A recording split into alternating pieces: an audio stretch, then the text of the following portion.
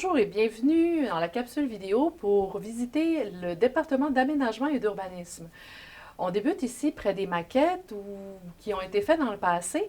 Maintenant, on va travailler beaucoup plus avec des logiciels informatiques pour mieux lire le territoire, mais l'idée reste la même, hein. L'idée, c'était de comprendre la topographie, comprendre le relief et de voir le territoire à l'échelle.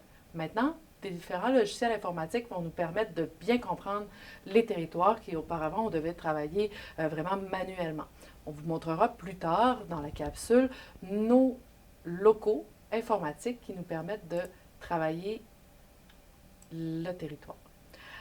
On se dirige ici vers la droite où on a notre local principal. Le local est divisé en deux portions. La première portion qui est un local de travail, en fait, un local où on peut se rencontrer, on peut travailler en équipe, on peut faire de la concertation. Il y a des tables lumineuses qu'on peut utiliser aussi pour tracer sur un plan, tracer de mieux voir ce qu'on est en train de dessiner. On peut se réunir en équipe ou utiliser l'espace pour différentes réunions ou différentes activités qu'on peut organiser dans le département. On a ici notre bac à sable qui nous permet un peu, à l'image de la maquette, mais de modifier. Donc, c'est vraiment interactif. Si on touche le sable, les courbes de niveau, donc l'ordinateur va être capable de comprendre les courbes de niveau et donc de modéliser le terrain en fonction de les phénomènes qui arrivent, les phénomènes naturels ou humains. On peut décider de tout d'un coup faire un barrage, donc pour retenir les eaux. Quel effet ça aura sur le village qui est situé en amont?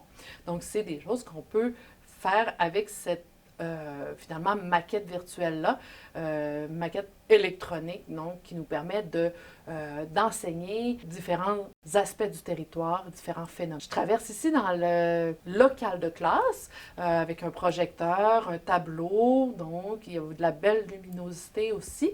Ce qui est intéressant de ce local de classe-là, c'est qu'on peut ouvrir ou fermer le mur qui est rétractable ici et qui nous permet de passer d'un espace à l'autre, tout dépendant des besoins du cours. Donc, est-ce qu'on a besoin de travailler en laboratoire, travailler en équipe ou on peut fermer aussi le local pour un cours magistral. Je reviens à la sortie du local et je m'arrête au pas de la porte de notre technicienne en travaux pratiques.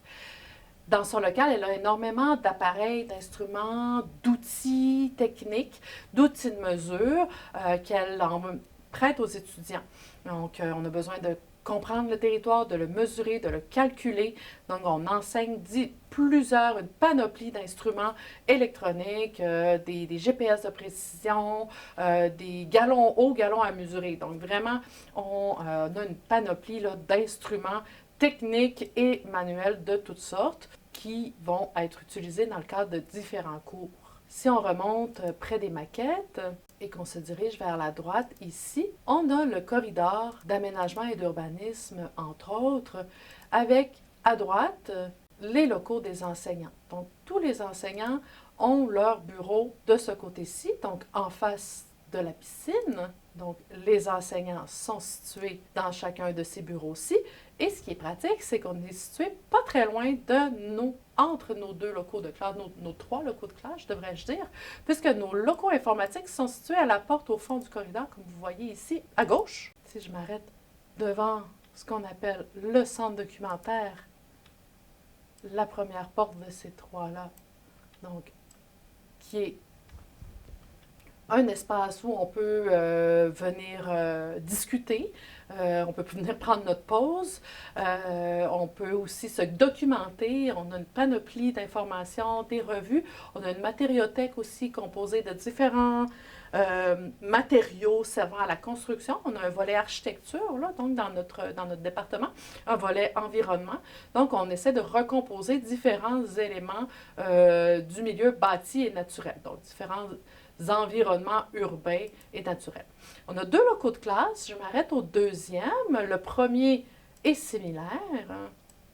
Et chacun de ces deux locaux-là sont séparés par notre centre d'impression. Dans le centre d'impression, il y a différentes imprimantes, notamment une traceur à plan qu'on appelle, qui nous permettent de faire de la cartographie et donc des formats beaucoup plus grands que les formats standards, puisque nos étudiants vont travailler sur des logiciels de cartographie, des logiciels de dessin, donc devront imprimer leurs travaux, leur production sur des formats beaucoup plus grands qu'habituellement. Donc, ils auront accès à ce local d'impression qui est situé juste à l'arrière du bureau de l'enseignant.